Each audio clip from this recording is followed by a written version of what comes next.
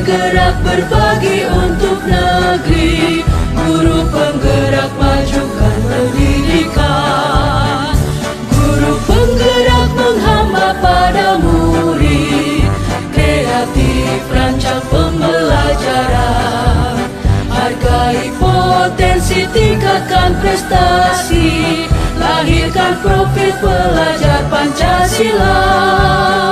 Belajar, bergerak, berbagi untuk negeri, kita menjalin kolaborasi. Belajar, bergerak, berbagi untuk negeri, demi bakti pada Ibu Pertiwi.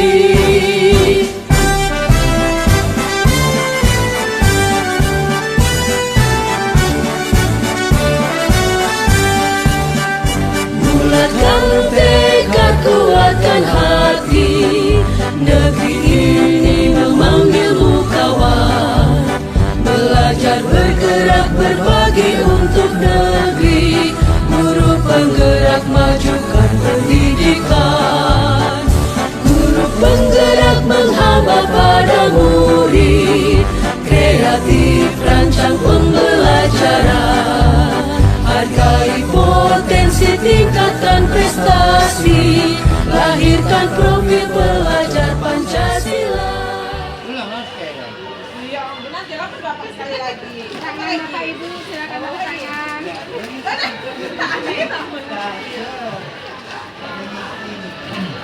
Boleh ya, sini.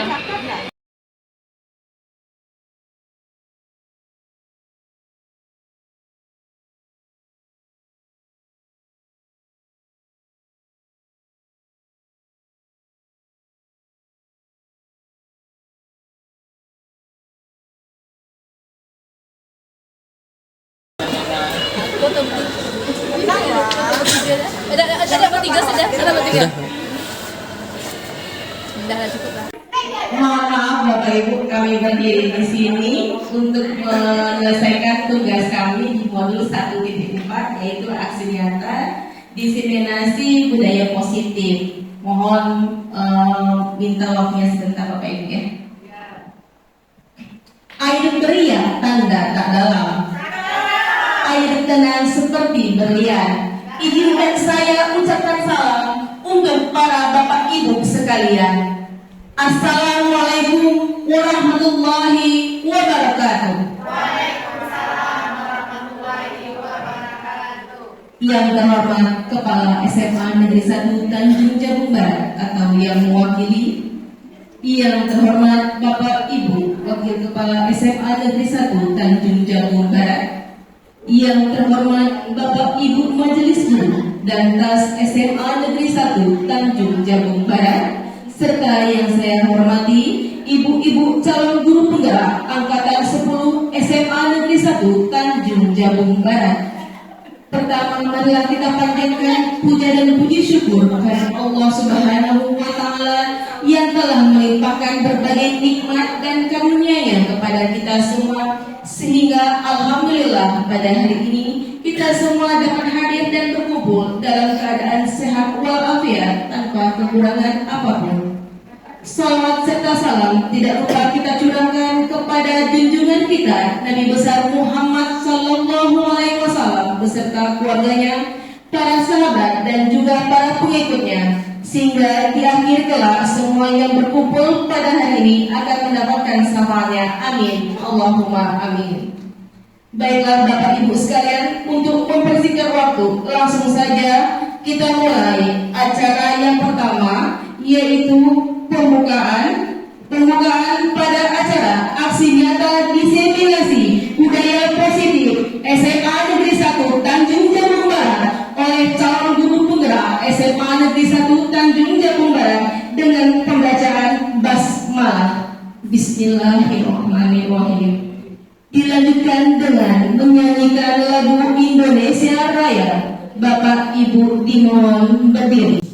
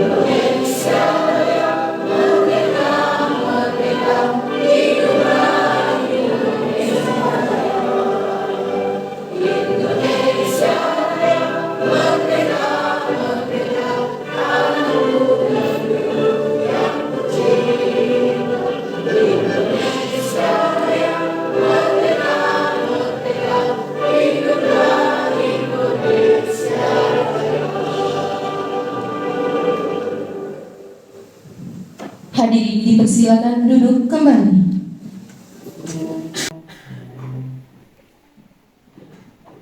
Dilanjutkan dengan sambutan Kepala SMA Negeri 1 Tanjung Jabung Barat yang dalam hal ini diwakili oleh Wakil Kepala SMA Negeri 1 Tanjung Jabung Barat Bidang Humas kepada Bapak Dr. Andes Haji Muslim Masdar. Kami persilakan. Assalamualaikum warahmatullahi wabarakatuh. Selamat pagi. Salam sejahtera untuk kita semua. Pertama-tama, puji dan syukur kita aturkan kehadirat Allah Tuhan yang Maha Kuasa. Pada pagi hari ini, kita dapat berkumpul di acara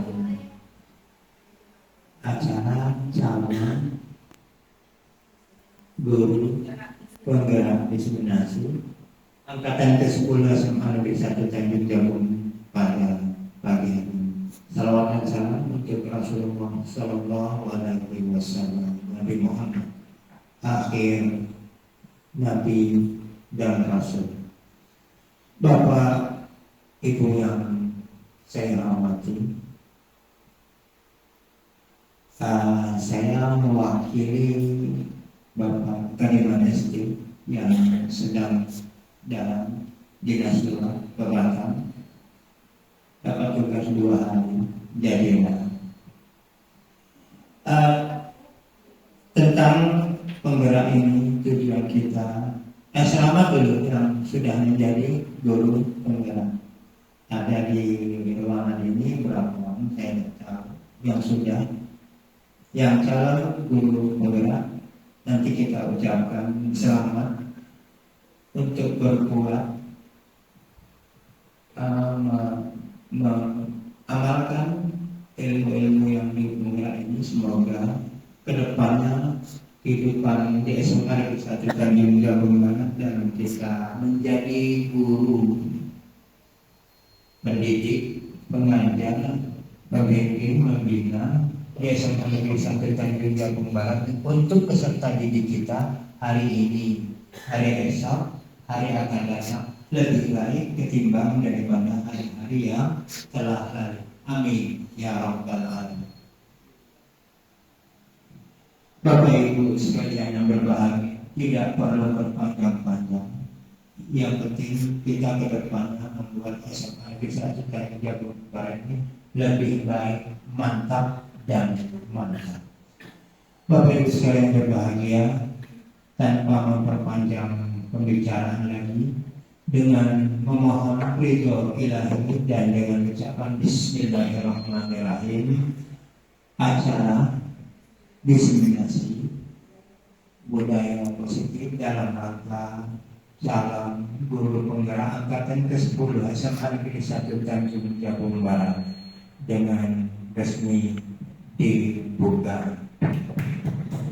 Terima kasih atas perhatian. Mohon maaf atas segala kehilapan. Billahi taufiq wal hidayah. Wassalamualaikum warahmatullahi wabarakatuh.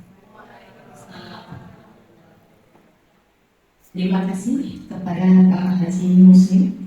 Selanjutnya Bapak Ibu, kita akan masuk ke acara inti kita, yaitu penyampaian materi, di mana pada penyampaian materi ini ada 8 materi yang akan kami sampaikan oleh kami bertiga. Nanti terakhir berkembang, di mana ada perubahan paradigma belajar, disiplin positif, kemudian kebutuhan dasar manusia, dunia berkualitas, motivasi perilaku manusia, keyakinan kelas, posisi kontrol, dan segitiga restitusi. Tapi sebelum pada materi ini kita jelaskan dan kita paparkan, ada sedikit speaking dari kami para CGP. Mohon kepada Bapak Ibu untuk berdiri sebentar.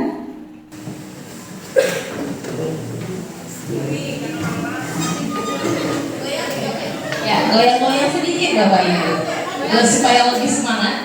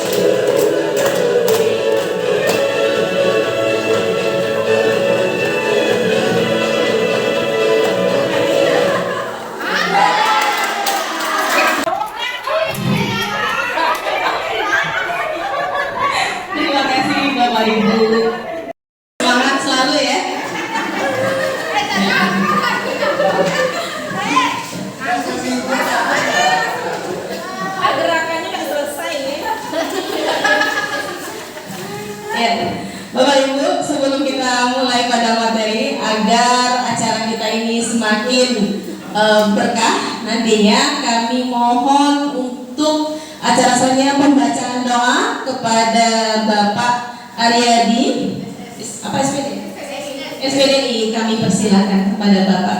Silakan.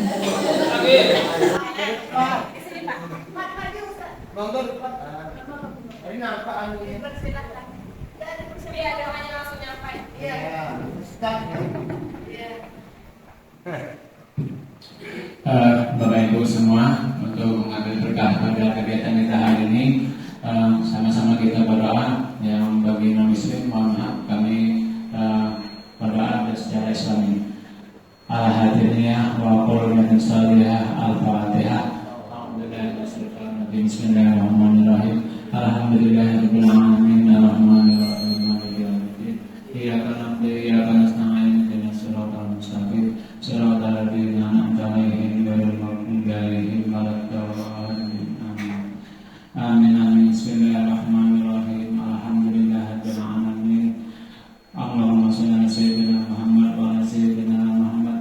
Allahumma shalli ala sayyidina Muhammadin salatan tunjina biha min jamil ahwali wal afat wa tadbirana biha jamil hajat wa tutahhiruna biha min jamil sayiat wa tarfa'una biha indaka ala darajat wa tuballighuna biha salahiyat min jamil khairat min hajati wa ba'damat. Ya Allah, ya Tuhan, pada hari ini kami berkumpul semua di tempat yang mulia ini. Kami mengadakan kegiatan pendidikan guru penggerak. Ya Allah, berilah kelancaran pada acara ini, berilah berkah pada acara ini, berilah kemudahan kepada teman-teman kami calon guru penggerak untuk menyelesaikan kegiatan ini sehingga mendapat hasil yang sangat memuaskan. Ya Allah, ya Tuhanku, kabulkanlah permohonan kami. Rabbana atina fid dunya hasanah wa fil akhirati hasanah wa qina adzabannar. Wa sallallahu sayyidina Muhammadin nabiyil ummi wa ala alihi wasallam. Alhamdulillahirabbil alamin. Terima kasih Pak Ustaz.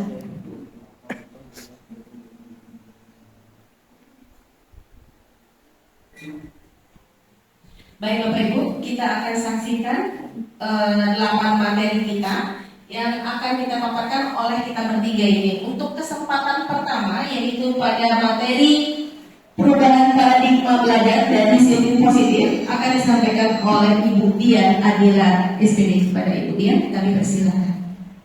Baik Bapak Ibu semuanya, Bismillahirrahmanirrahim. Assalamualaikum warahmatullahi wabarakatuh.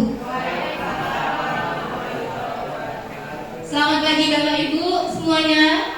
Pagi. Gimana kabarnya hari ini? Sehat? Sehat, alhamdulillah. Semangat Bapak Ibu ya.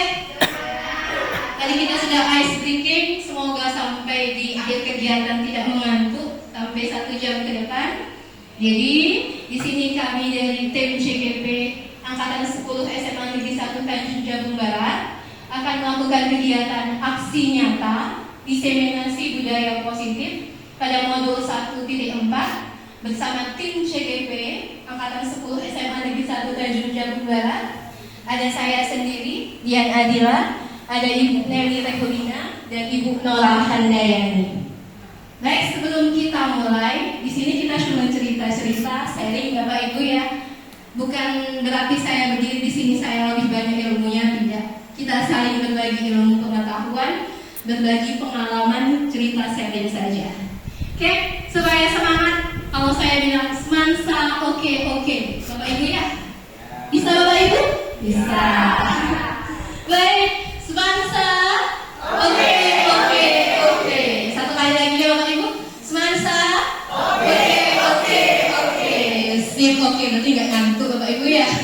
Oke, judul diseminasi di sini menyebarkan pemahaman dan penerapan pengalaman budaya positif di SMA Negeri 1 Tanjung Jabung Barat. Next, konsep inti dari budaya positif yang akan kami sampaikan bertiga di sini dimulai dari perubahan paradigma belajar, disiplin positif, nilai-nilai kebajikan, kebutuhan dasar manusia, motivasi perilaku manusia, posisi kontrol guru, keyakinan kelas dan segitiga restitusi. Dari ketujuh materi ini nanti kami berbagi bertiga akan menyampaikan materi secara lebih detail. Next. Baik Bapak Ibu, dimulai dengan pembelajaran dengan paradigma baru. Kita tepatnya di SMA Negeri 1 Tanjung Jabung Barat ini sudah menerapkan kurikulum merdeka ya Bapak Ibu ya. Jadi paradigma baru di sini poin utamanya pembelajaran dengan paradigma baru merupakan pembelajaran yang dirancang berdasarkan prinsip pembelajaran berdiferensiasi. Jadi inti berdiferensiasi itu kalau kita di kurikulum merdeka adalah student center. Berarti pembelajaran yang berpusat pada murid, peserta didik. Kalau kata Bapak Ki Hajar Dewantara itu Bapak Ibu, jadi kita belajar itu intinya murid. Jadi kita memberikan murid pembelajaran sesuai dengan kebutuhannya, sesuai dengan kodrat alamnya, sesuai dengan kodrat zamannya. Di sana peserta didik belajar sesuai dengan kebutuhan berdasarkan tahap perkembangan sesuai dengan teori psikologi yang mengacu kepada profil pelajar Pancasila. Tentunya kita sudah tahu Bapak Ibu ya. Baik. Next. Sekarang dasar dari paradigma tadi yang kita tahu bahwa paradigma tadi berdasarkan pembelajaran berdiferensiasi. Asalnya dari mana? Sumbernya dari mana? Bagaimana itu bisa diterapkan? Ini mengacu pada 3 konsep kasus. Jadi saya ada 3 kasus nih Bapak Ibu.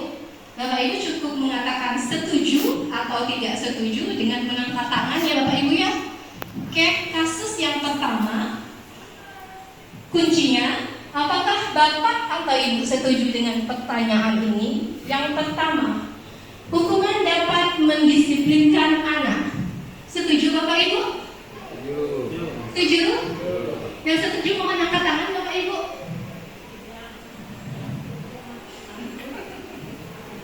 Tahu Bapak Ibu angkat tangan aja biar masuk kamera.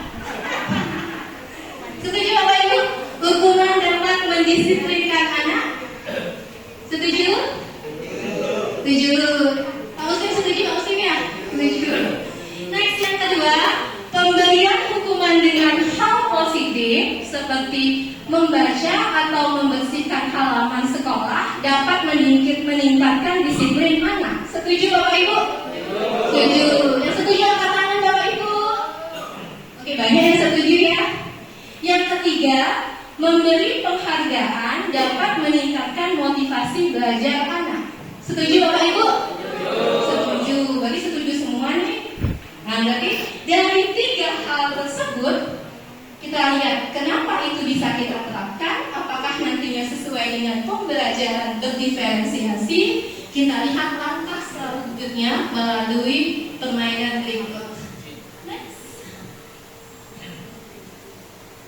Oke, kita lihat bagaimana perubahan paradigma itu Bapak Ibu. Saya sudah siapkan kertas, silakan dibagikan Pak Sohadi.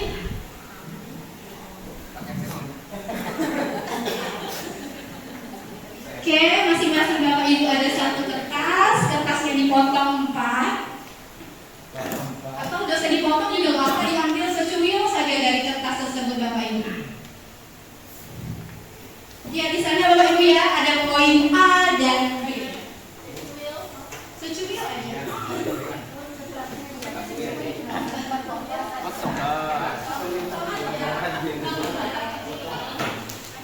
Oke Bapak Ibu, terima kasih Pak Sohadi.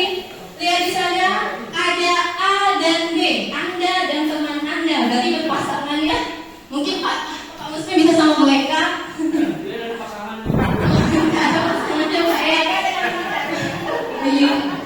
Oke, petunjuknya Bapak Ibu, sobeklah secari kertas kecil, kemudian tuliskan benda atau sesuatu yang sangat berharga untuk Anda. Jadi sobek dulu kecil, tulis apa benda atau sesuatu yang berharga untuk Anda. Barang gitu ya? Iya boleh. Sesuatu yang berharga untuk Anda, kira-kira apa?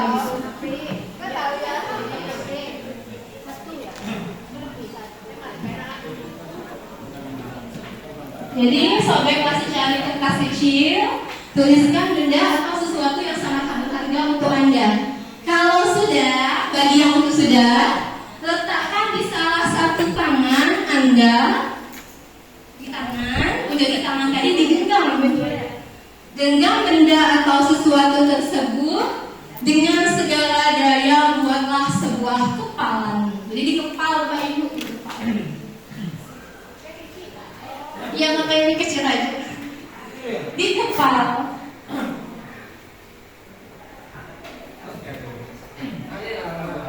Jadi sudah Bapak Ibu, sudah di kepala, kepalanya angkat di atas tangan. Di kepalanya tadi, ini perubahan paradigma kita mau melihat. Sudah Bapak Ibu ya? Tapi kita petunjuk teman sebelah Anda yang B, berarti posisinya A B A B A B. Teman B mencoba sekuat tenaga mengambil kepalan dari tangan Anda tadi. Petunjuknya ingat Bapak ya, di kepala kuat. Sekarang teman B-nya sekuat tenaga mencoba membuka kepalan tangan teman A-nya tadi. Iya, yang A-nya diam, yang B aja yang membuka. Yang A-nya diam, yang B-nya membuka. Iya. Yang A-nya diam apa? Puzzle apa? Rizal gitu ya. Ya itu kan. Atau rasanya teman sebelahnya mencoba membuka kepala yang satunya.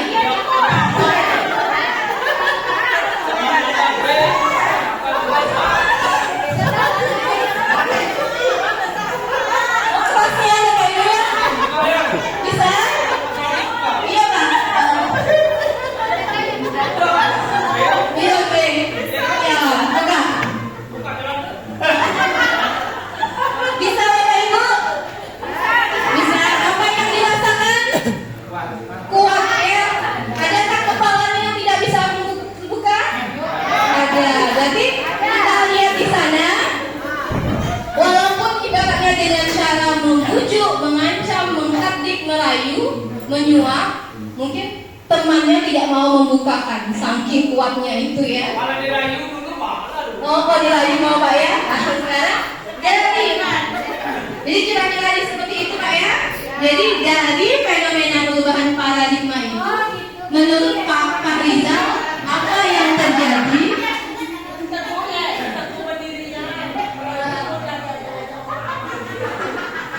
Iya, baik Pak Rizal. Kira-kira dari yang dilakukan tadi, menurut Pak Rizal apa yang terjadi?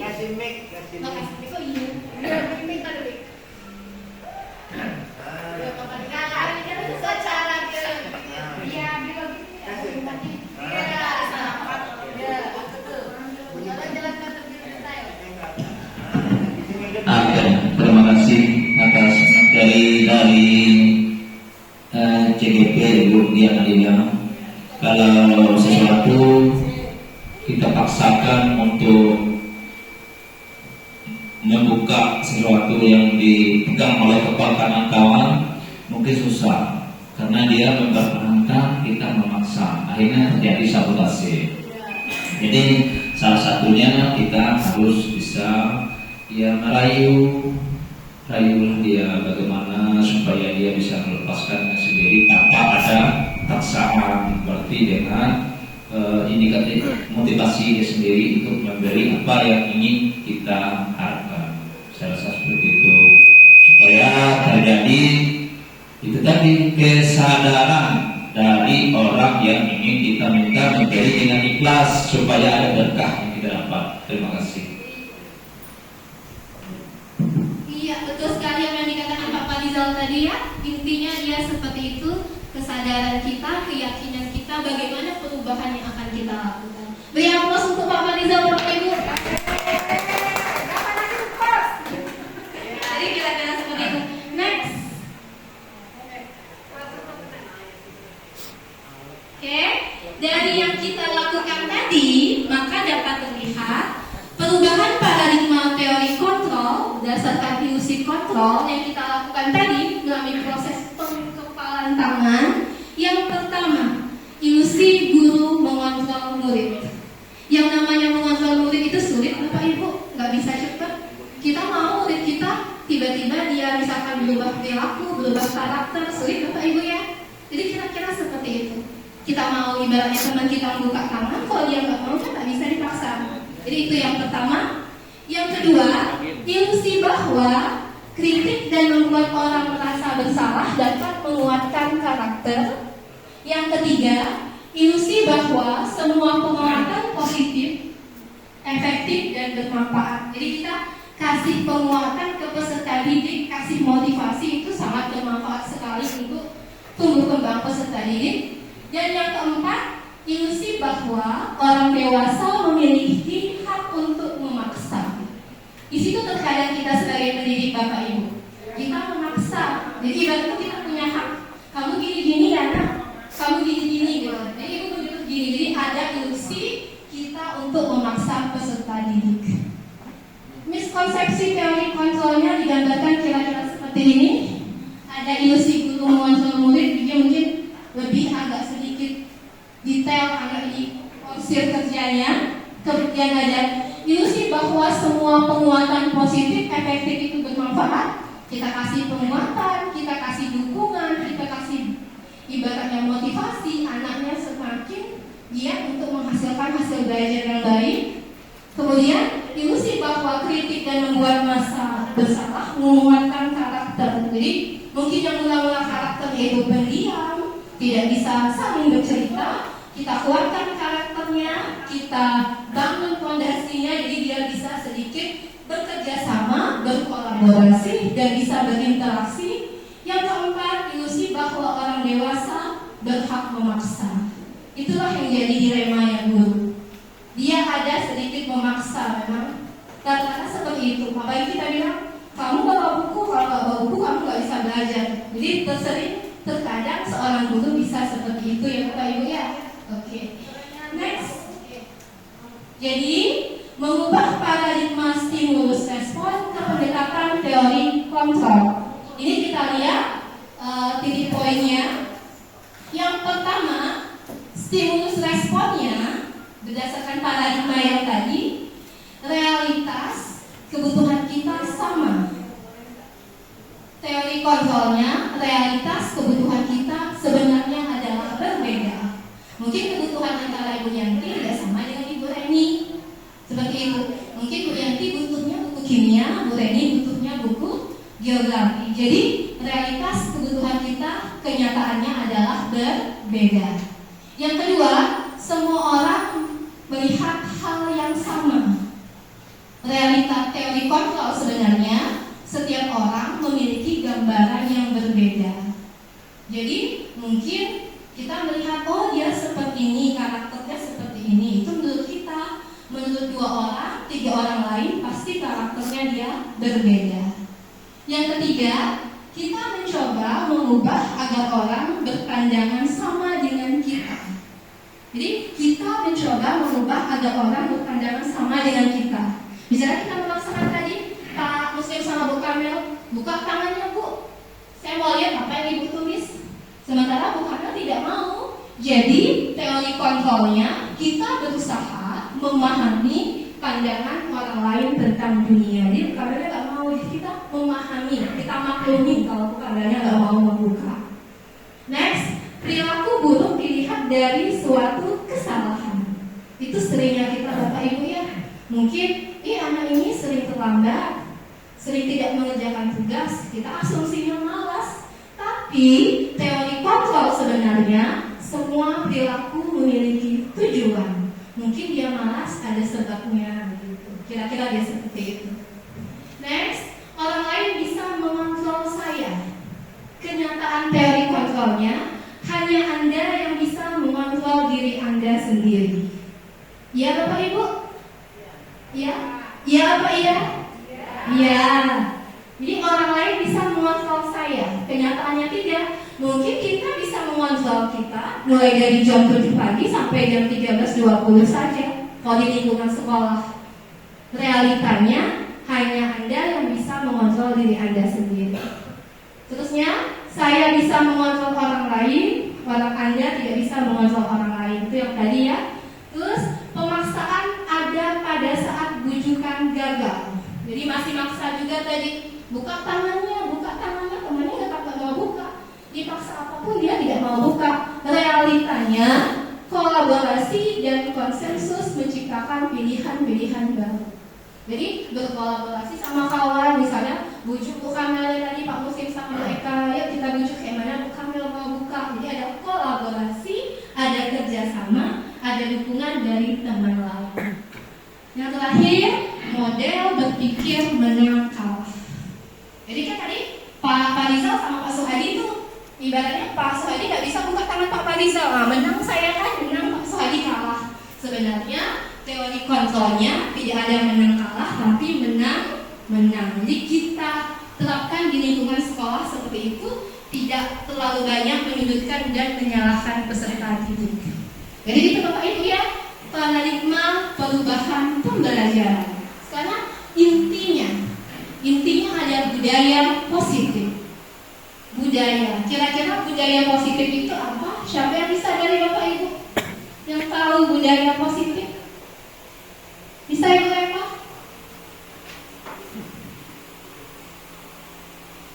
Budaya positif kalau kira-kira menurut bahasa Ibu aja?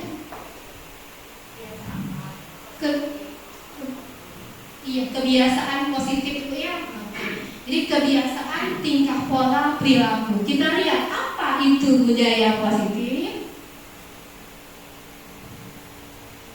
Oke, budaya positif adalah nilai-nilai keyakinan, kebiasaan di sekolah yang berpihak kepada murid dapat berkembang menjadi pribadi yang kritis, penuh hormat dan bertanggung jawab.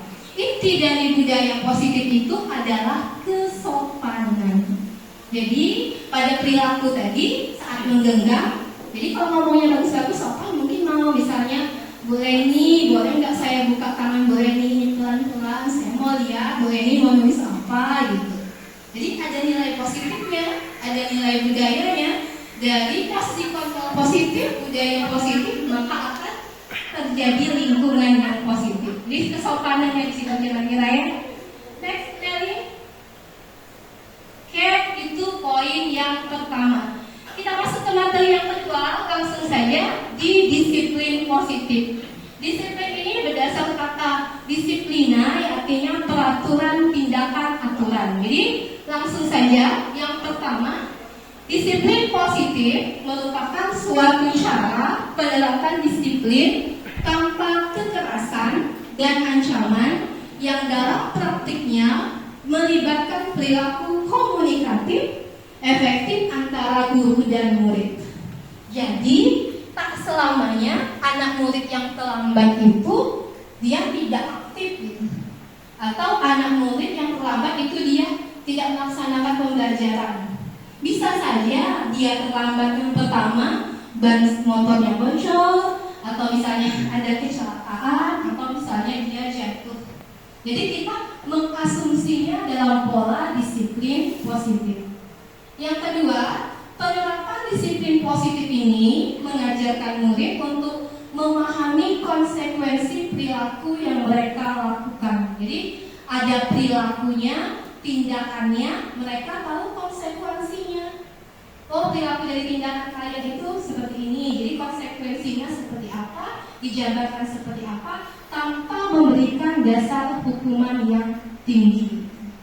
Jadi, disiplin positif merupakan salah satu cara menerapkan budaya positif yang bertujuan menumbuhkan kesadaran serta memperdayakan murid tanpa sorotan, ancaman maupun hukuman. Jadi konsep dasarnya baik paradigma perubahan pembelajaran dan disiplin positif mengacu kemana? Mengacu kepada budaya sekolah dan lingkungan sekolah sesuai dengan dasar kebijakan Profil Pelajar Pancasila. Kalau kita mau lingkungan budaya positif di sekolah kita bagus, maka etika, budaya, dan lingkungannya harus saling bersinergi dan bekerja sama. Mungkin itu saja dari saya, Bapak Ibu. Kurang lebih saya mohon maaf. perhatiannya. Terima kasih.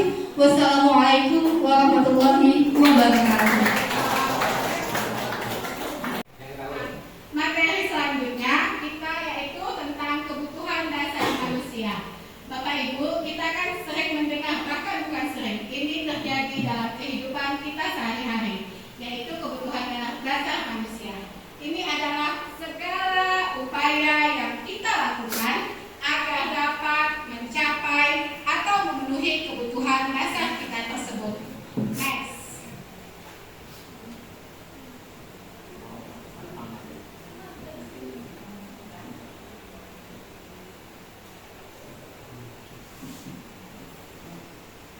Menurut Dr. William Glasser dalam bukunya yaitu Choice of Theory, ada 5 dasar kebutuhan manusia. Yang pertama yaitu bertahan hidup. Bertahan hidup ini kalau kita dulu belajar yaitu kebutuhan primer. Sekarang coba saya ingin tahu Bapak Ibu, apa yang kebutuhan primer yang harus kita punyai supaya kita dapat bertahan hidup? Ya, betul. Memang Bapak Ibu guru ini hebat. Kemudian yang kedua, kasih sayang dan rasa diterima. Di sini kita sebagai manusia membutuhkan kasih sayang, adanya rasa kepedulian, adanya rasa bekerja sama. Jadi ini setelah kita mendapatkan kebutuhan bertahan hidup, kita memerlukan kasih sayang dari orang yang ada di sekitar kita. Kemudian yang ketiga yaitu penguasaan. Penguasaan ini itu terkait dengan harga diri kita sebagai individu. Misalnya adanya kita berprestasi, kita ingin diakui, dihargai, dianggap, dan lain-lain. Kemudian yang keempat yaitu kebebasan. Kebebasan di sini maksudnya kita mandiri, kita mencari sesuatu yang sifatnya bersifat hal yang baru dalam hidup kita. Jadi ada rasa keingintahuan yang lebih dari diri kita. Kemudian kebutuhan dasar yang kelima yaitu kesenangan. Seperti namanya, yaitu kesenangan, ini identik dengan canda tawa, humoris, antusiasme, ataupun tertawa. Next. Nah, ini saya kasih contoh. Contoh kebutuhan dasar manusia, yaitu 1. Aku hebat karena bisa membuat ibu guru kagum. Menurut Bapak Ibu, dari 5 kebutuhan dasar manusia tadi, ini bagian yang mana nomor 1? Ibu Eka barangkali bisa menjawab, Bu.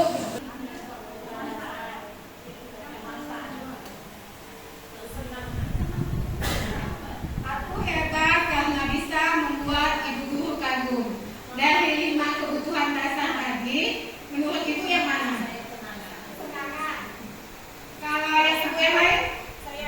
Bu, kasih sayang dan rasa diterima. Kasih sayang dan rasa diterima. Kalau Bapak, biar ada suaranya Pak Punggu.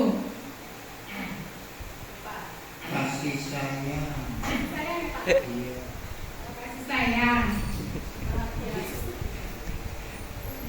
Kemudian, kalau yang kedua, aku bosan belajar mewarnai terus di dalam kelas. Menurut Bapak Ibu guru, dari 5 kebutuhan dasar tadi, yang mana? Kebebasan. Ya. Untuk soal kedua, itu benar kebebasan. Kalau untuk nomor 1-nya, coba diteliti lagi Bapak Ibu. Naikkan slide-nya Bu Dia. Aku hebat. Aku hebat. Aku hebat.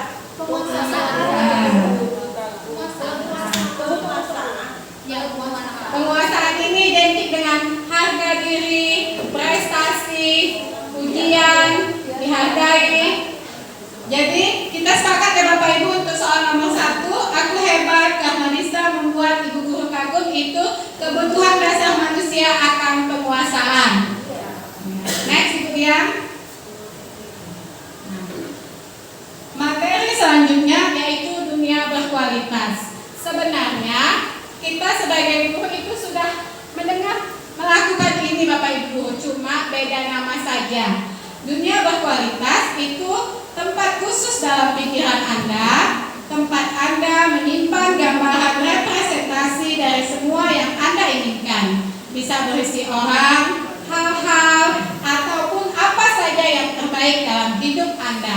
Nah, ketika kita melakukan pengajaran di dalam kelas, kita mengharapkan agar siswa kita memiliki dunia berkualitas, sehingga tertanam nilai-nilai kebajikan universal yang dipercaya dan diakui oleh siswa kita, sehingga kedepannya budaya positif yang bersangkutan itu dapat diterapkan. Ketika budaya positif ini dapat diterapkan, maka mutu sekolah kita akan lebih baik lagi ke depannya. Next, Ibu Dian. Ini yang biasa kita lakukan dalam pekerjaan kita, Bapak Ibu. Untuk motivasi perilaku manusia itu ada 3, yaitu 1, untuk menghindari ketidaknyamanan atau hukuman. Ini biasanya kita sebut dengan punishment. Yang kedua, untuk mendapatkan imbalan atau penghargaan dari orang lain. Nah, untuk nomor 1 dan 2 ini motivasi ekstrinsik. Sedangkan yang ketiga yaitu untuk menjadi orang yang mereka inginkan dan menghargai diri sendiri dengan nilai-nilai yang mereka percaya. Ini motivasi intrinsik. Ketika kita sebagai Bapak Ibu guru di dalam kelas, harapannya akan lebih baik lagi jika di dalam diri anak tersebut muncul motivasi intrinsik. Next, Ibu Dian. Nah, ini penjelasannya. Untuk menghindari ketidaknyamanan, biasanya orang yang motivasi perilakunya untuk menghindari hukuman atau ketidaknyamanan akan bertanya, apa yang akan terjadi apabila saya tidak melakukannya. Pokoknya di dalam pikirannya, apa ya yang akan dihukum Bapak Ibu guru ini kalau saya tidak mengerjakan PR, apa ya yang saya akan dihukum apa ya jika saya terlambat. Itu inti dari ketidaknyamanan atau hukuman. Kemudian yang kedua yaitu mendapatkan imbalan atau penghargaan dari orang lain. Ini anak kita akan bertanya, apa yang akan saya dapatkan apabila saya melakukannya? Misal kalau kita meminta anak, nanti kamu kerjakan ini dapat nilai segini. Kalau saya pribadi masih seperti itu Bapak Ibu guru. Jadi segala yang kita lakukan kita memberikan penghargaan. Sebaiknya kalau bisa penghargaan dikurangi, tetapi dengan cara memberikan pujian. Kemudian yang ketiga yaitu untuk menjadi orang yang mereka inginkan dan menghargai diri sendiri dengan nilai-nilai yang mereka percaya. Mereka akan bertanya, ketika muncul motivasi intrinsik di dalam diri mereka, mereka akan bertanya dalam dirinya, apa yang terjadi bila saya melakukannya? Nilai-nilai apa yang saya ingin timbulkan di dalam diri saya sebagai motivasi intrinsik. Next, Ibu Dian. Nah, inilah materi saya Bapak Ibu.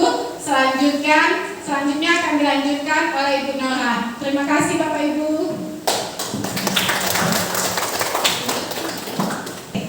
Baik Bapak Ibu, semangat pagi. Kalau saya katakan semangat pagi, Bapak Ibu akan menjawab pagi.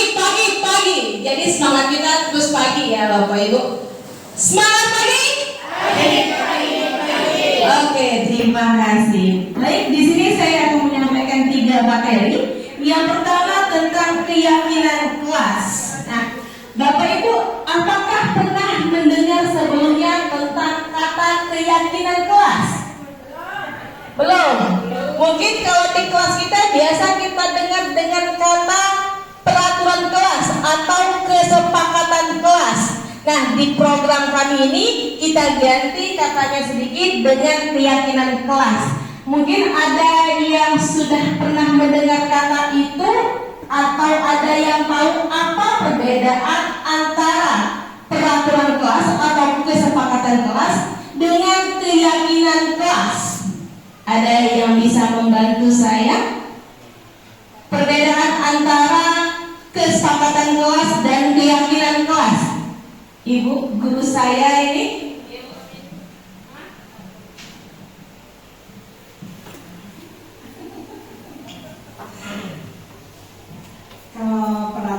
itu dibuat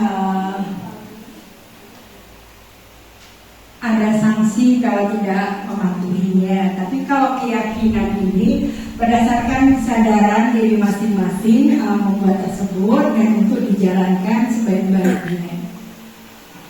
Iya, terima kasih Ibu. Oke, kemudian selanjutnya guru saya juga. Waktu saya sekolah di sini masih ketemu dengan beliau-beliau ini. Moga-moga juga enggak. Keyakinan kelas dengan kesepakatan kelas beda.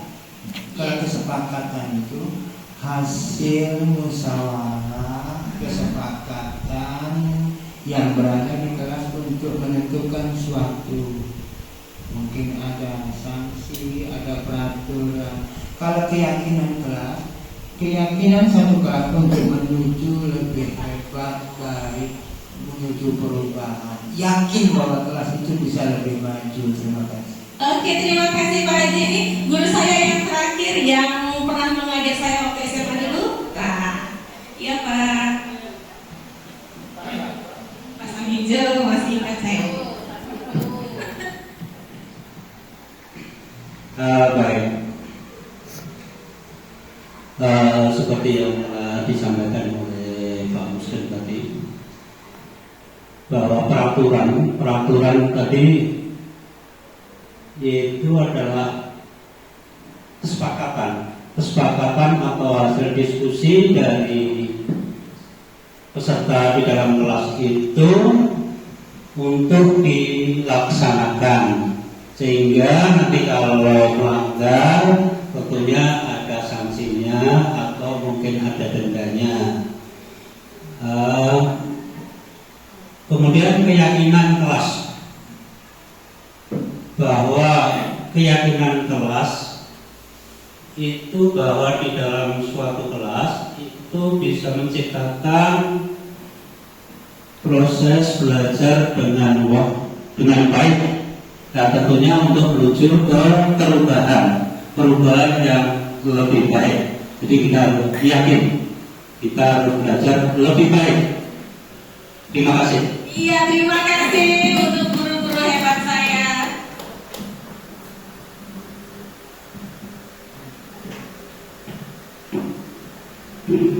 Ya, jadi kalau pada peraturan kelas itu lebih umum daripada keyakinan kelas. Jadi semuanya itu sama-sama kita musyawarahkan bersama di kelas, ya, dengan murid kita. Lalu hasilnya itu menuju ke keyakinan kelas. Contoh, pada peraturan kelas dilarang mencoret bangku atau meja. Itu pada peraturan kelas. Ketika keyakinan kelas itu menjaga kebersihan bangku dan meja, seperti itu. Jadi kata-katanya tidak ada yang negatif pada keyakinan kelas. Yang kedua, dilarang berkelahi di kelas. Mungkin kesempatan kita apabila melanggar kan ada hukuman. Ketika keyakinan kelas itu kita ganti menjadi saling menghormati sesama teman, ya, atau kata-kata yang lainnya, ya, itu adalah keyakinan kelas dan peraturan kelas perbedaannya. Jadi pada peraturan kelas itu kata-katanya ada negatif, pada keyakinan itu semuanya positif. Baik Bapak Ibu, saya sudah menyiapkan satu buah kertas untuk masing-masing. Oh, masih ada? Oh ya.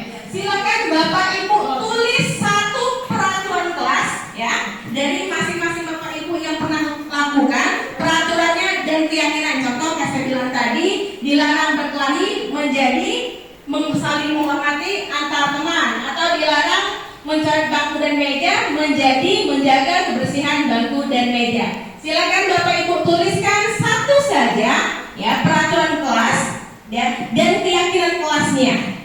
Silakan Bapak Ibu.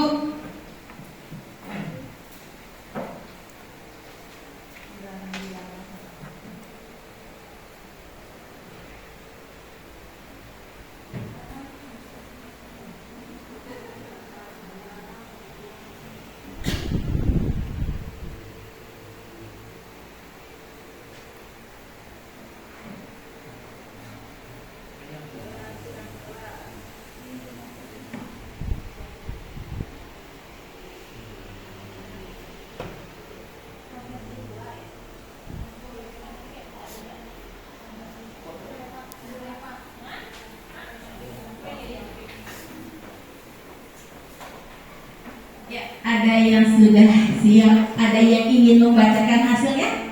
Ya, wow. Bacakan. Oh, ada yang bersedia membantu saya Bapak Ibu untuk membacakan hasilnya? Ya Ibu. Mulai ya. Satu peraturan kelas yang sudah dibuat hari ini. Dilarang menyontek pekerjaan teman saat ulangan. Ketika berubah menjadi kegiatan kelas menjadi apa? Belajarlah dengan sungguh-sungguh, karena dengan belajar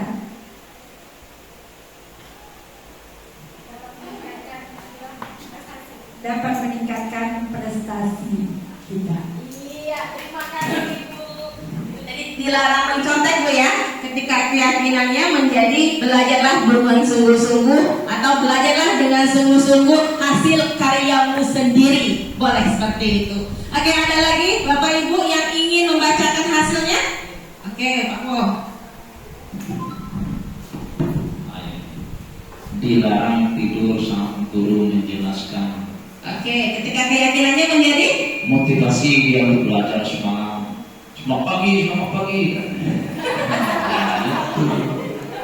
Kan dilarang tidur sampai guru menjelaskan. Saya keyakinannya timbul motivasi. Iya, bisa. Oke, terima kasih. Ada satu orang lagi, silakan. Ya, Ibu. Iya.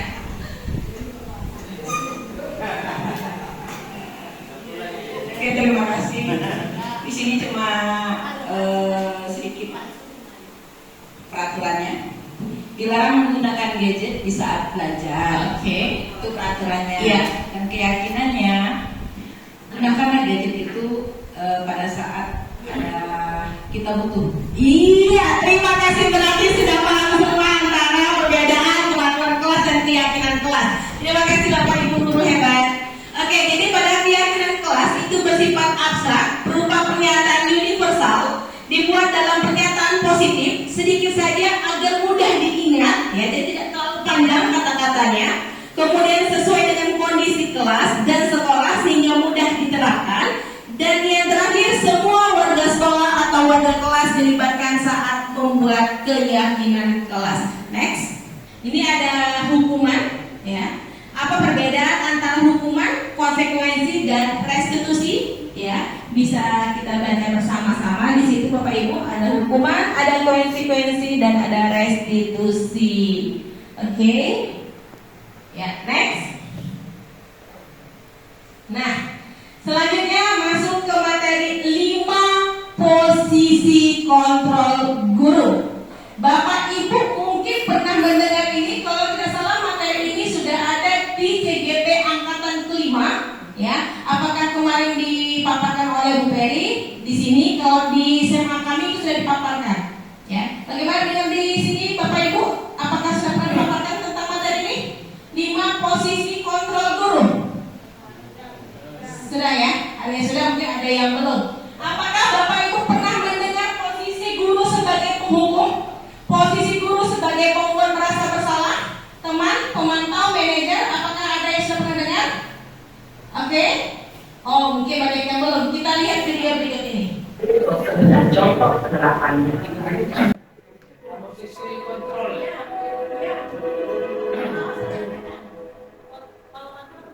Lima posisi kontrol itu adalah: 1.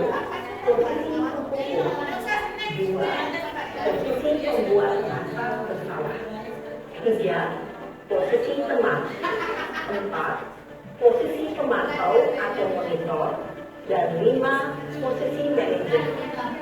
Untuk lebih memahami kelima posisi tersebut, mari kita saksikan kasus Namen yang terlambat hadir 20 menit di sekolah dan melihat bagaimana kelima posisi kontrol dalam menghadapi masalah tersebut.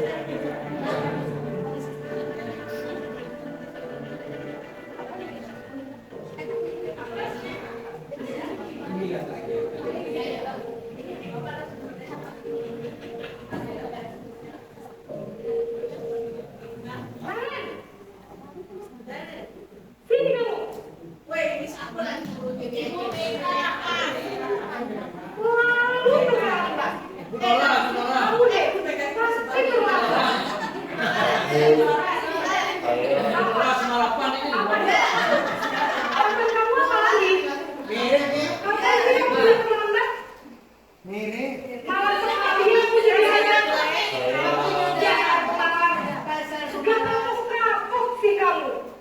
Sudah berapa kali terlambat? Sana, kamu beli makanan basket 2 kali. Kenapa? Kamu malah ibu. Berani-beraninya jawab. Sudah terlambat, masih berani jawab pula. Beli lapangan basket 5 kali sekalian. Biar kapok. Cepat. Pergi sana ke lapangan basket. Posisi pemukul biasanya berbicara dengan nada tinggi, menghampiri, menunjuk-nunjuk, menyakiti, dan menunjuk. Hukuman bisa berupa fisik maupun psikis. Ibu dan bapak guru hebat. Dampak yang terjadi pada murid ketika guru berada pada posisi pemukul adalah murid cenderung akan memberontak, bahkan menyimpan dendam.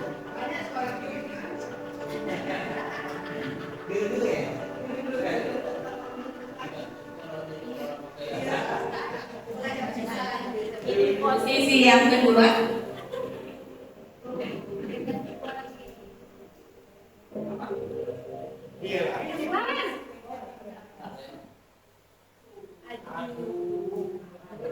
Bapak Ibu. Naren, kamu kenapa terlambat lagi, nak? Kamu senang ya bikin ibu susah ya?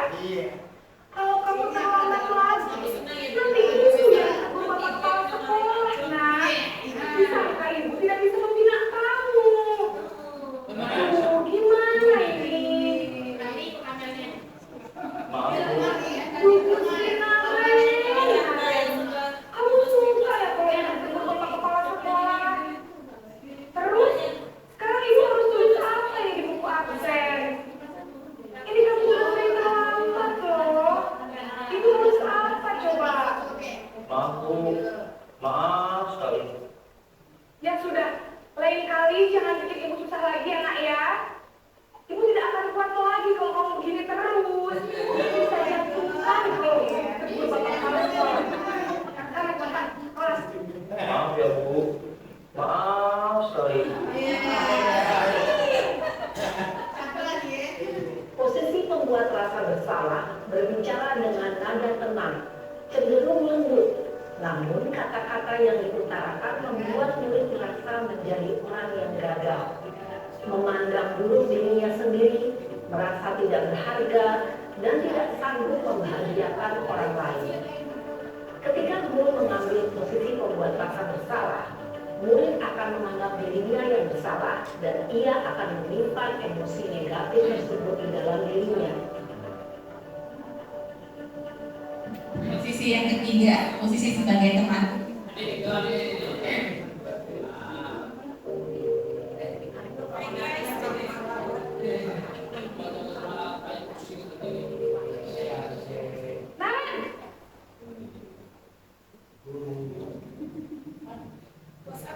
Selamat pagi Bu. Wah, sudah jam berapa ini nak?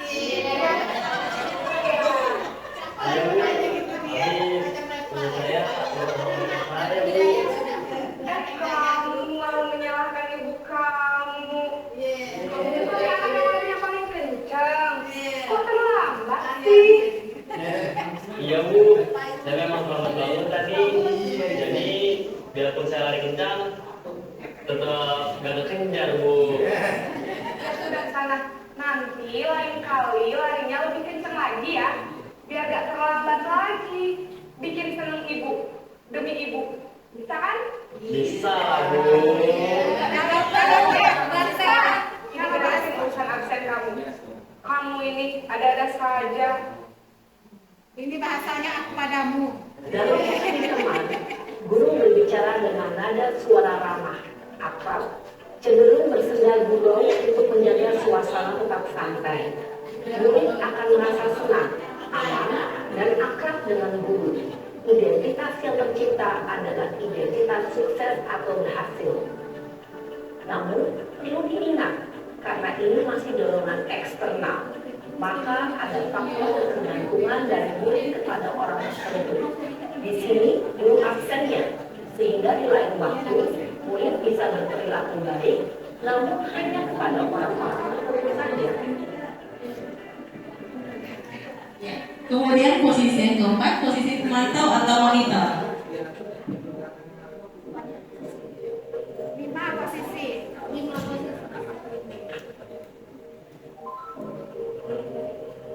Naren,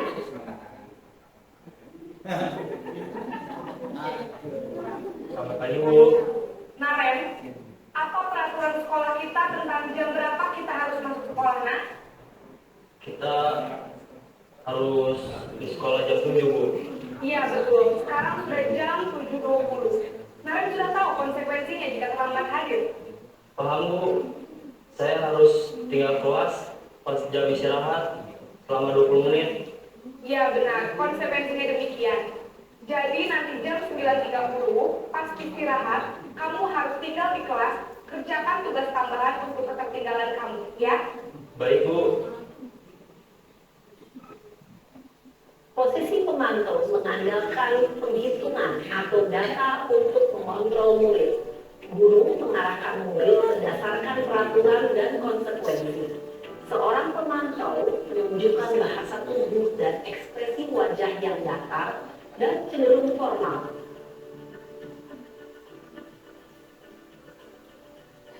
Di posisi yang terakhir, posisi sebagai manajer. Kalau saya suka posisi yang seperti ini.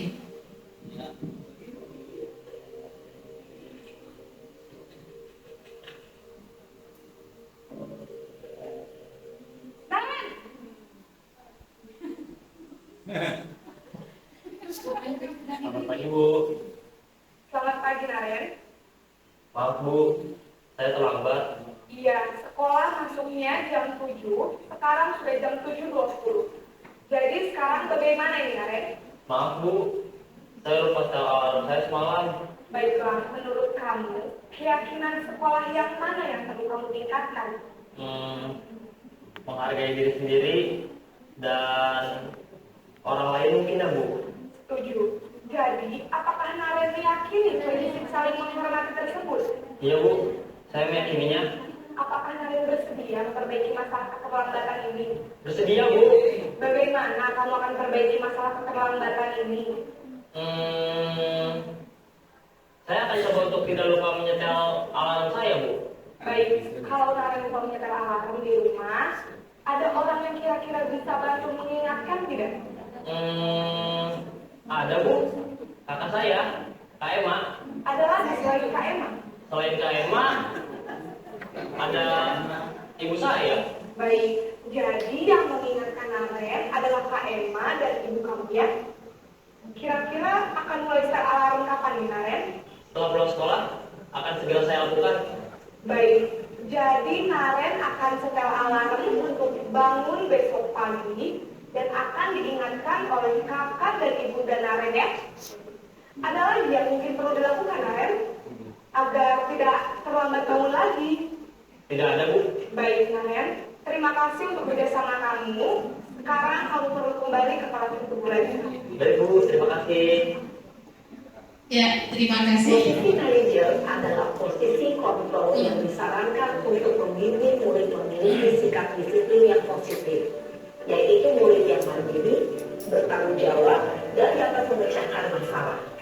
Tujuan dari posisi ini adalah agar murid dapat berefleksi atas tindakannya. Guru akan dengan tulus memberikan pertanyaan-pertanyaan bermakna, sehingga membuat murid dapat belajar dari kesalahannya dan mencari sebuah solusi untuk menyelesaikannya.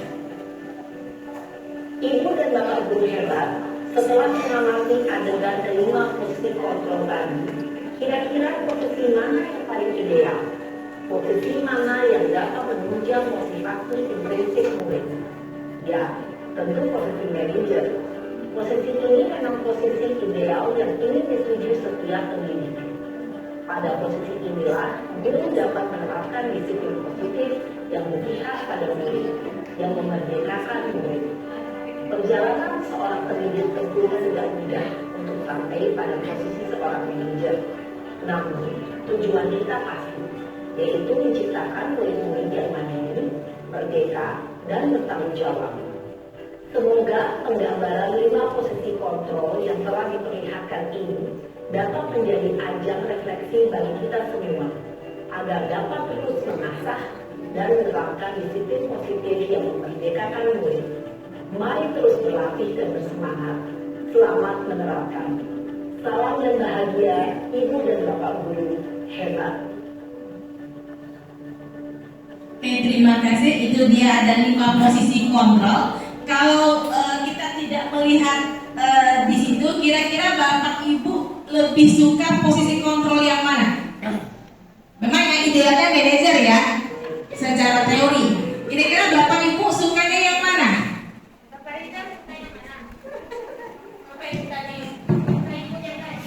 Kalau Ibu, nanti suka Ibu.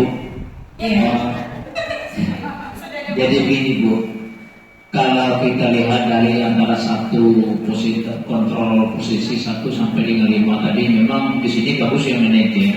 Tapi penerapan sehari-hari di sekolah saya lihat kita lebih kepada hukuman ya Bu ya.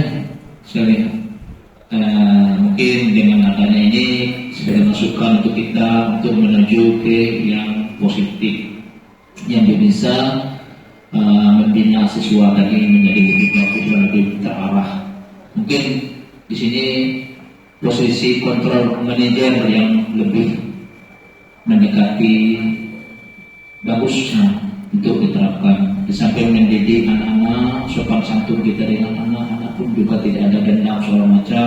Untuk ke depan anak bisa kita harapkan berubah menjadi lebih baik dan lebih bagus. Insya Allah kita coba terapkan. Tapi ini tergantung masing-masing guru. Kalau saya di kelas sudah lama saya terapkan manajer. Dia saya tanya alasan anak bisa berubah bisa. Alhamdulillah berubah. Kalau saya termasuk dan nanya aku udah masuk Pak. Ya kita dah selesai materinya, tinggal ujian. Oke, kasih. Assalamualaikum. Terima kasih untuk Bapak Rizal. Jadi Bapak Ibu, dengan adanya program pemerintah yaitu guru penggerak, ini sangat membantu sekali pemahaman Bapak Ibu sekalian yang dulunya bahkan saya juga sebelum jadi CGP ini itu lebih sering posisi sebagai pengumum. Ya, dulunya iya, tapi setelah saya belajar lagi ternyata yang saya lakukan itu salah. Ya, murid menjadi pendendam, iya benar. Jadi semoga kedepannya kita semua bisa merubah paradigma kita bahwa posisi yang ideal bagi seorang guru adalah guru sebagai manajer. Ya. Kemudian materi yang terakhir tentang segitiga restitusi, ya, di mana apa itu segitiga restitusi? Yaitu suatu proses dialog yang dijalankan oleh guru agar dapat menghasilkan murid yang mandiri dan bertanggung jawab. Di mana ada 3 tahapan pada segitiga restitusi ini, yaitu yang pertama adalah menstabilkan identitas. Itu tahapan yang pertama. Tahapan kedua, validasi tindakan yang salah, dan tahapan ketiga yaitu menanyakan keyakinan. Oke, next. Apa itu menstabilkan identitas? Ya, yaitu berdasarkan prinsip membuat kesalahan adalah bagian dari proses pembelajaran, ya. Dengan kata-kata sebagai berikut, berbuat salah itu wajar, tidak ada manusia yang sempurna. Ibu atau bapak juga pernah melakukan itu. Ibu atau bapak tidak mau mencari siapa yang salah, tapi ibu atau bapak ingin mencari solusi dari permasalahan ini. Atau yang terakhir, kamu berhak merasa begitu. Kemudian pada validasi tindakan yang salah, ya, itu berdasarkan prinsip setiap perilaku berupaya memenuhi suatu kebutuhan tertentu. Ya, dengan kata-kata sebagai berikut, kamu pasti punya alasan mengapa melakukan hal itu, padahal kamu bisa melakukan yang lebih buruk dari ini ya. Atau kamu patut bangga karena telah melindungi sesuatu yang penting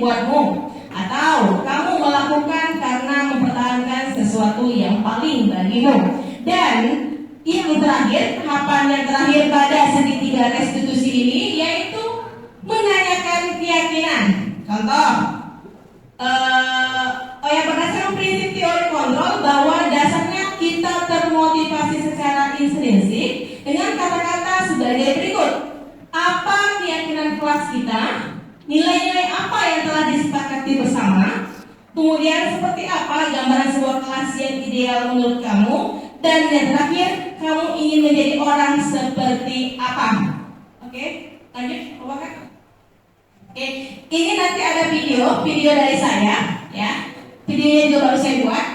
Dengan kasus sebagai berikut, Jura tidak terima pekerjaannya selalu dicontek oleh temannya.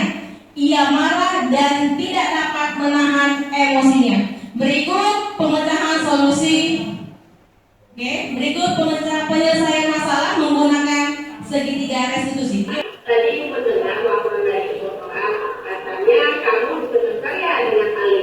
Iya Bu, tapi kesal sih. Kenapa kesal? Harus terus menolak contohkan pekerjaan saya Bu. Bukan hanya PR Bu, tetapi juga saya sampaikan Bu. Oh begitu, jadi wajarlah jika kamu merasa kesal. Jika ibu ada ibu kamu, ibu juga pasti akan berbuat hal yang sama. Lalu, apa tindakan kamu terhadap Ali?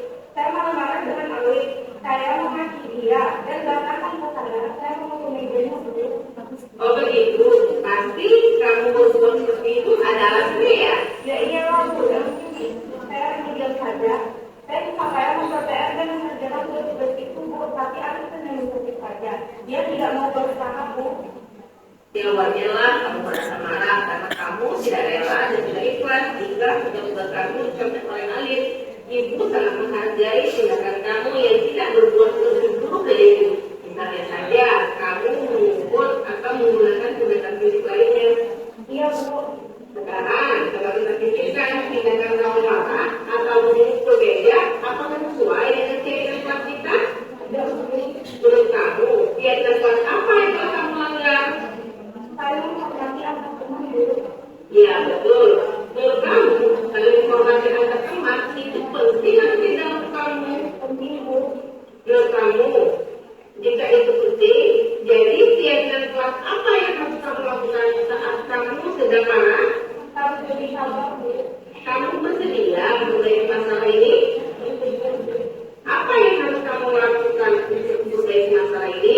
Saya harus lebih bersabar untuk menanyakan amanah saya. Apabila ada yang mengonflik saya akan melakukan hal itu kepada guru mata pelajaran atau wali kelas saya Bu. Iya, tepat sekali tindakan kamu Jura. Tetap semangat ya. Dan sekarang silakan kembali ke kelas kamu ya Nak. Terima kasih Bu. Iya. Assalamualaikum warahmatullahi wabarakatuh. Perkenalkan nama saya Dula Dura Pramadita. Saya dari kelas 22. Saya senang sekali diajak diskusi Ibu Nora untuk dapat mengendalikan diri dari amarah karena perilaku teman sekelas saya. Saya harus lebih banyak bersabar dan tidak mudah emosi, dapat menghormati teman-teman, serta bisa mengambil tindakan yang tepat untuk menyelesaikan masalah. Terima kasih. Dari video ini kira-kira apa hikmah yang bisa kita ambil? Apa hikmahnya Bapak Ibu? Satu orang saja yang bisa kita ambil. Mungkin yang selama ini jika anak kita di kelas punya masalah, ya kita selalu memanggilnya atau memarahinya. Kira-kira setelah kita mempelajari materi ini, setelah kita mengetahui tentang segitiga restitusi, ya apa yang bisa kita ambil? Oke, Ibu Dinjani.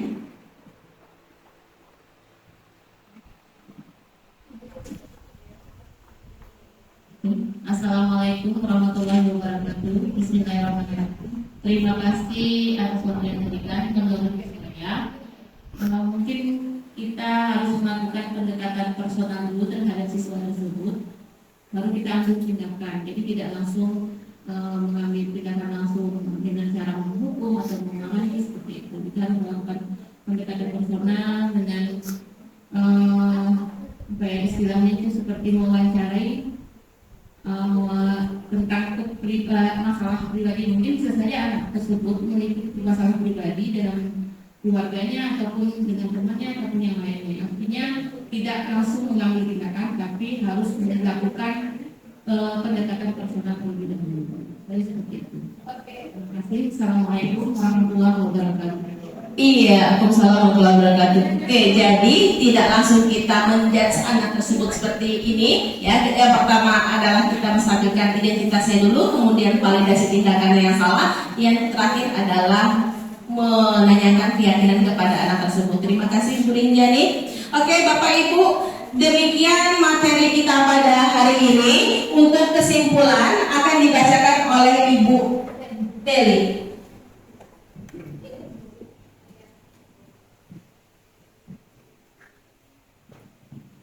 Baiklah Bapak Ibu guru hebat, untuk bagian penutupnya yaitu dalam penerapan program disiplin positif, hendaknya guru memiliki standar kepribadian, profesional, dan sosial yang baik, di mana guru mampu merefleksi dirinya dalam posisi kontrol saat ini.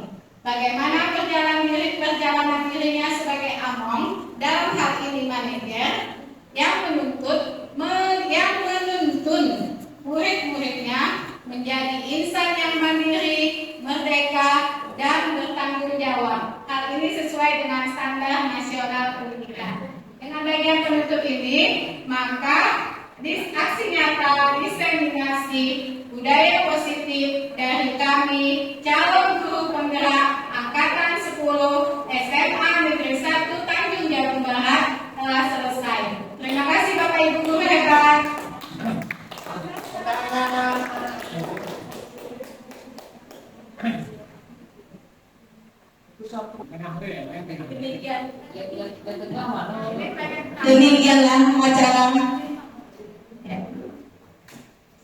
Demikianlah acara aksi nyata diseminasi budaya positif SMA Negeri 1 Tanjung Jabung Barat oleh calon guru penggerak Angkatan 10 Kabupaten Tanjung Jabung Barat pada hari ini, yang saya tutup dengan pantun.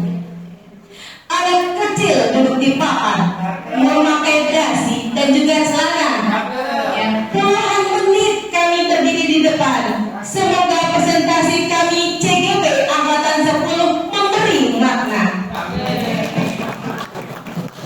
Pergi ke pasar lewat Kali, sampai di sana membeli ikan.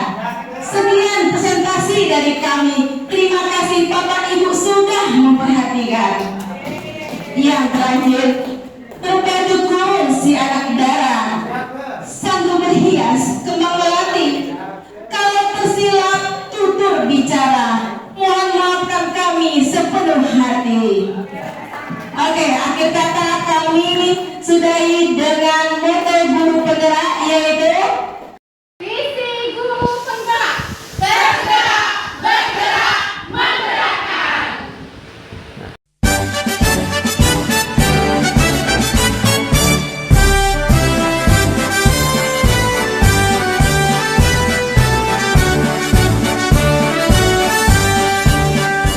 Bulatkan tekad, kuatkan hati, negeri ini memanggilmu kawan. Belajar bergerak berbagi untuk negeri, guru penggerak majukan pendidikan. Guru penggerak menghamba pada murid, kreatif rancang pembelajaran. Hargai potensi, tingkatkan prestasi, lahirkan profil pelajar Pancasila. Belajar bergerak berbagi untuk negeri, kita menjalin kolaborasi. Belajar bergerak berbagi untuk negeri, demi bakti pada Ibu Pertiwi.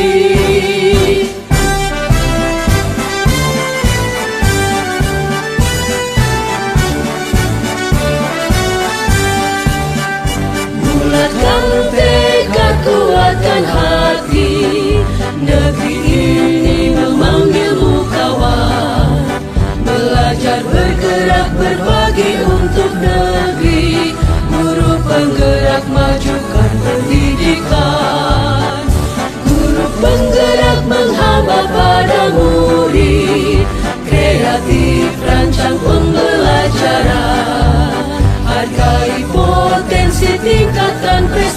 kasih, lahirkan profil pelajar Pancasila.